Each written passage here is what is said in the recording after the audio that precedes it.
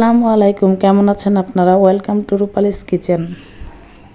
আজকে আমি রান্না করব গরুর মাংসের কালাভুনা রেসিপি। তো প্রথমে আমি এখানে 3 কেজি গরুর মাংস ধুয়ে পানি ঝরে নিয়েছি। এখানে আমি এখন মশলাগুলো দিয়ে দিচ্ছি। এখানে দিয়ে দিয়েছি আমি 4 টেবিল চামচ আদা রসুন বাটা, আর দিয়ে দিচ্ছি 2 টেবিল চামচ হলুদের গুঁড়া, 2 টেবিল চামচ মরিচের গুঁড়া দিয়ে দিয়েছি, দিয়ে দিচ্ছি 10-12টার মতো এলাচি, 1 টেবিল চামচ জিরার গুঁড়া দিয়ে দিয়েছি।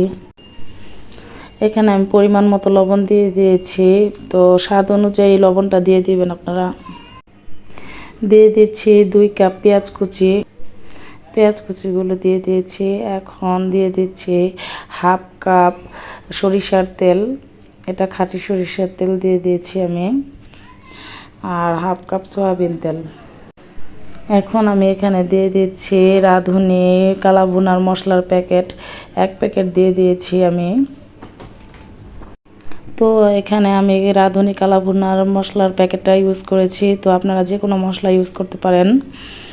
তো আমি কালাভুনার মশলার বড় প্যাকেটটা এখানে দিয়ে দিয়েছি, আর ছোট প্যাকেটটায় যে লাল প্যাকেটটা আমি রেখে দিচ্ছি পরে দেওয়ার জন্য, সবুজ প্যাকেটটা আমি বড় প্যাকেটের মশলাগুলি দিয়ে দিয়েছি। এখন আমি মাংসের সাথে মশলাগুলি ভালোভাবে মেখে মিশিয়ে নিচ্ছি। যেহেতু মশলাটা আমার মাখানো হয়ে গেছে, এখন আমি হাঁড়িটা চুলার উপরে আগুনটা ধরিয়ে দিয়েছি। এখন মাংসটা আমি ভালোভাবে কষিয়ে তারপরে আমি সিদ্ধ করে নেব। এই পর্যায়ে আমি মাংসের ভিতরে দিয়ে দিচ্ছি আমি হাফ কাপ সস। তো এখানে মাংসটা হয়ে গেছে, এখন আমি বাগারটা রেডি করছি।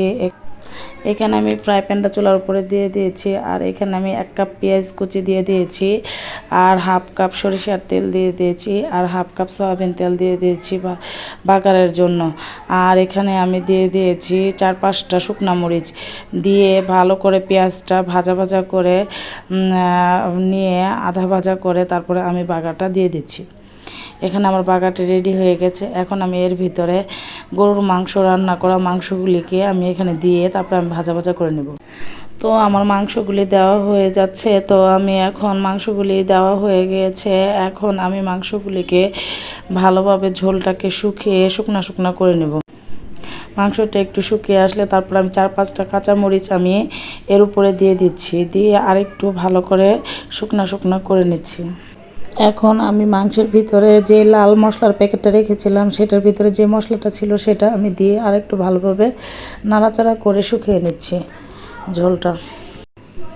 মাংসটা রান্না তৈরি হয়ে গেছে। এখন আমি মাংসগুলোকে তেলের উপরে ভাজা করে নিব।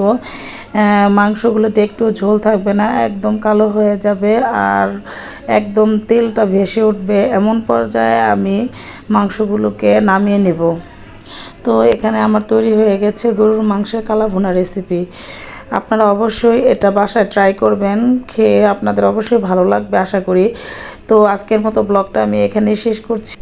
যদি ব্লগটি ভালো লেগে থাকে তাহলে একটা সাবস্ক্রাইব করবেন। আল্লাহ হাফেজ।